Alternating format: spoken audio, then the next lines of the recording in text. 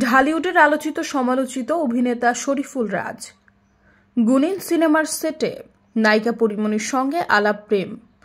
একসময় বিয়ের পিঁড়িতেও বসেন তারা। দুজনের সংসার আলো করে আসে সন্তানও, কিন্তু দাম্পত্য জটিলতায় পড়ে বিচ্ছেদ ঘটে দুজনের। এখন পরীমনি আর রাজ দুই জগতের বাসিন্দা। রাজ আছেন সিনেমার ব্যস্ততায়, অন্যদিকে কাজ আর দুই সন্তানকে নিয়ে সুখের সংসার পরীর। বিচ্ছেদের পর বিভিন্ন সাক্ষাৎকারে পরী জানিয়েছেন, বাবা হিসেবে সন্তানের প্রতি কোনো দায়িত্বই পালন করেননি শরীফুল রাজ। সবটা তার নিজেরই সামলাতে হয়েছে। বিশেষ কোনো দিনেও পুণ্যের পাশে দেখা মেলেনি রাজের। যেসব ঘটনা নিয়ে আক্ষেপও শোনা গেছে পরীর কণ্ঠে, একই সঙ্গে ক্ষোভও ছিল প্রাক্তন স্বামীর প্রতি। এবার প্রাক্তনকে রীতিমতো ধুয়ে দিলেন তিনি।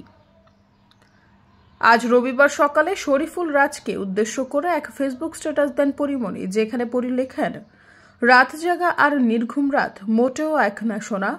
মা হয়ে দেখো শুধু, বাচ্চার গায়ে একটা মশার কামড়ও নিতে পারবা না। আর সেখানে বাচ্চার 104 জ্বর তো মায়ের দম বন্ধ হয়ে থাকার মতো।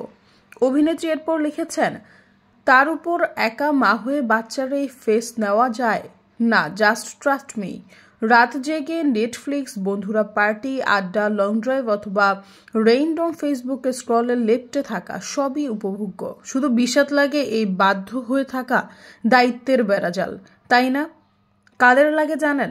যারা সুযোগ বুঝে বাচ্চার সাথে কয়েক সেকেন্ড ভিডিও রেকর্ডে মিথ্যা ইমোশন শেয়ার করে সোশ্যাল মিডিয়ায়। শুধু মায়েদেরই এসব বিষাদ লাগে না।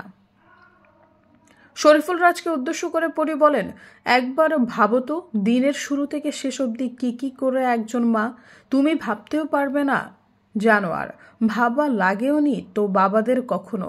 যারা বাবা হয় তারা সব জানে, জেনেই সব আগলে রাখে। পরীর বাচ্চাদের এমন সো কল্ড বাপের মোটেও দরকার নেই। অন্তত এতদিনে সেটা প্রমাণিত তোমার কাছে শোনাটা। ওদের কাছে ওদের মা বাপ আমি একাই সব, কারণ ওরা এটাই বুঝে বড় হচ্ছে। কিন্তু তোমাকে বুঝ দেওয়ার মতো তোমার কিচ্ছু নেই সোনা জীবনে আর। প্রাক্তনের প্রতি ঘৃণা প্রকাশ করে পরীমনি লিখেছেন, আমি সব মাফ করলেও আজীবন আমার এই ঘৃণায় তোমাকে বাঁচতে হবে সোনা। মরে গেলে তো বেঁচেই যেতা।